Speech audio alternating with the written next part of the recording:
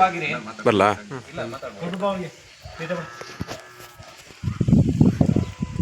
ಇದು ಭಾರತೀಯ ಕ್ರಾಂತಿಕಾರಿ ಕಿಸಾನ್ ಸೇನೆಗೆ ನೂತನವಾಗಿ ಆನ್ವಳ್ ಗ್ರಾಮದಲ್ಲಿ ಇವತ್ತು 10ಕ್ಕಿಂತ ಹೆಚ್ಚು ಸೀಟ್ ಇವತ್ತು ಸೇರ್ಪಡೆಯಾಗಿದ್ದಾರೆ.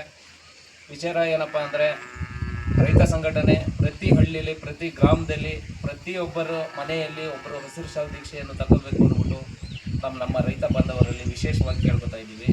ಏನಕ್ಕಪ್ಪ ಅಂದರೆ, ಹಸಿರು ಶಾಲು ದೀಕ್ಷೆ ಏನಕ್ಕಪ್ಪ ಬೇಕು ಅಂದರೆ, ಇವತ್ತು ಗ್ರಾಮಗಳಲ್ಲಿ ನಮ್ಮ ಜಮೀನುಗಳ ಕೆಲಸ ಆಗಿರ್ಬೋದು, ಹಾಗೆ ನಮ್ಮ ಗ್ರಾಮಗಳ ಕೆಲಸ ಆಗಿರ್ಬೋದು. ಇತ್ತೀಚಿನ ದಿನಗಳಲ್ಲಿ ನಾವು ಎಲ್ಲೇ ಹೋದರೂ ಯಾವುದೇ ಅಧಿಕಾರಿ ನಾವು ಮಾಮೂಲಿಯಾಗಿ ಹೋದರೆ ನಮಗೆ ರೆಸ್ಪಾನ್ಸ್ ಏನು ಕೊಡ್ತಾ ಇಲ್ಲ. ಹಾಗಾಗಿ ನಮ್ಮ ರೈತ ಸಂಘಟನೆಯಿಂದ ಒಗ್ಗಟ್ಟಾಗಿ ನಾವು ಹೋದರೆ ಒಂದು ಗ್ರಾಮದ ಕೆಲಸ ಅಚ್ಚುಕಟ್ಟಾಗಿ ನಾವು ಮಾಡ್ಕೊಳ್ಬೋದು. ಹಾಗಾಗಿ ಪ್ರತಿಯೊಂದು ಗ್ರಾಮದಲ್ಲಿ ನಮ್ಮ ಭಾರತೀಯ ಕ್ರಾಂತಿಕಾರಿ ಕಿಸಾನ್ ಸೇನೆ ಎಲ್ಲ ಸೇರ್ಪಡೆ ಆಗ್ತಾ ಇದ್ದಾರೆ.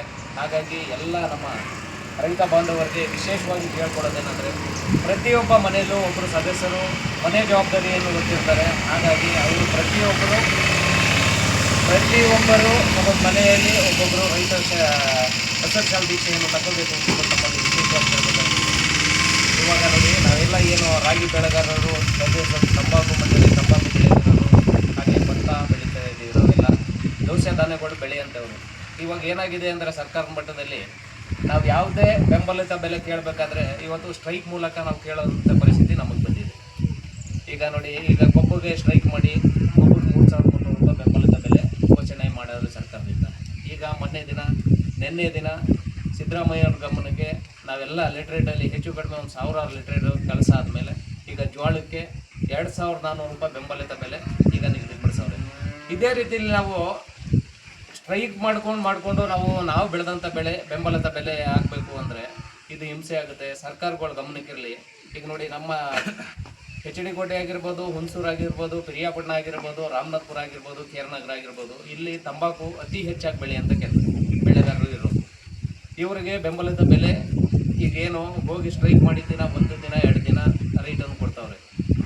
ಆಮೇಲೆ ಮಾರನೆಗೆ ಮತ್ತೆ ಅದೇ ಯಥಾಸ್ಥಿತಿ ಅಲ್ಲಿ ಬೋರ್ಡ್ ಸಿಬ್ಬಂದಿಗಳು ಮಾಡ್ತಾವ್ರೆ. ಈಗ ನೋಡಿ, ಆಂಧ್ರದಲ್ಲಿ, ನಮ್ಮ ನೆರೆಯ ರಾಜ್ಯ ಆಂಧ್ರದಲ್ಲಿ 450 ರೂಪಾಯಿ 455 ರೂಪಾಯಿ ಬೆಲೆ ಮಾಡೋರು. ಈಗ ನಮ್ಮಲ್ಲಿ, ಈಗ ಅವರು ರೈತರೇ, ನಮ್ಮಲ್ಲಿ ಈಗ ಏನು ಮಾಡಬೇಕು ಅಂದರೆ, ಮಿನಿಮಮ್ ಕನಿಷ್ಠ ಪಕ್ಷ ನಮಗೆ ಬೆಂಬಲಿತ ಸರಾಸರಿ ಬೆಲೆ 350 ರೂಪಾಯಿ ಸರಾಸರಿ ಬೆಲೆ ನಮ್ಮ ರೈತರಿಗೆ ಸಿಗಬೇಕು ಅಂದ್ಬಿಟ್ಟು ತಮ್ಮಲ್ಲಿ ಕೇಳ್ಕೊತಾ ಇದ್ದೀವಿ.